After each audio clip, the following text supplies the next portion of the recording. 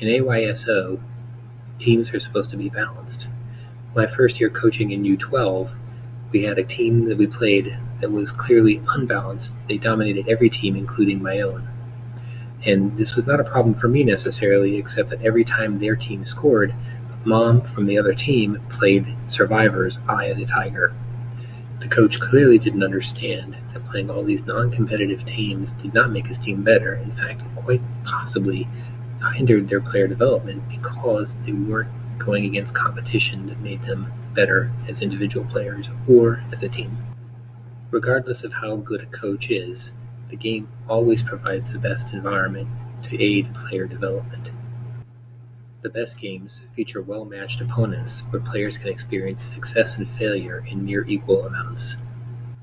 The consequences of non-competitive games are usually felt most directly on the losing team. They may quit trying, making the result even more lopsided than it would have been normally. They may also act out and behave in an unsportsmanlike manner. Players on the winning team may become overconfident in their abilities and reduce their efforts to get better, or may even mock the players on the losing team.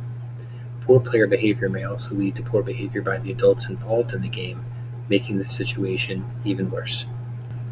When I ask coaches how they can adjust the conditions of a game so that it might be more competitive, I usually get one of two arguments. The first one is, I don't want them to lose their intensity. They might get sloppy. The second is that they're trained to play this way, and I don't want to change the way we play because it might affect us later in other games that are more competitive. But if your team is so good that you could have a more competitive game, if they simply played a scrimmage with your own team, then why even play the game at all? If that's the case, then there really is no value in the game. However, we know that the best games are competitive, so that can't be true.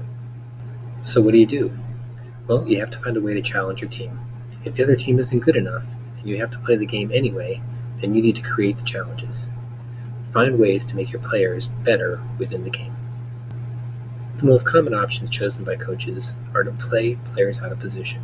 While this sounds good, in our program you have to do this anyway, so it may or may not affect the competitiveness of a game. If your star striker is playing defender and he's still scoring goals, it doesn't really matter. Another option is to play a man down. Coaches don't like to do this because it means fewer players are playing, but it's a good choice if you want to make it harder on your team. Each time the opposing goalkeeper has the ball, have your team drop off, sometimes to midfield, maybe not quite so far. This allows your team to get their shape and also moves the attack farther from the goal. Probably my favorite technique is instituting a pass requirement.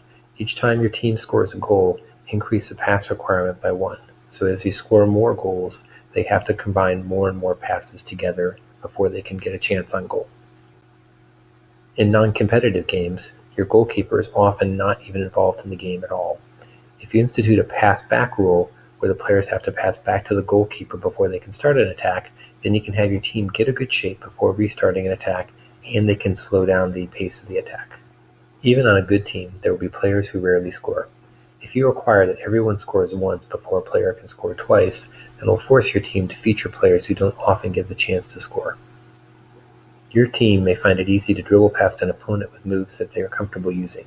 You can challenge your team to try at least one dribbling move that they're not comfortable using, and see if they can be successful using it more than once during the game. Since most teams are right foot dominant, requiring players to use their left foot more will make them very uncomfortable and might create chances for the other team. These are just some suggestions that you can use to challenge your team in a non-competitive game. Try one and see how it goes. Remember, soccer is a player's game, and as coach you don't have that much control over gameplay, but by challenging your team to get better even against an inferior opponent, you can have them grow as players. Establish a relationship with the other coach, and remember that both of you want the exact same thing out of the game, a competitive match that all players can grow from, and you can be the coach who helps create a positive environment for all involved.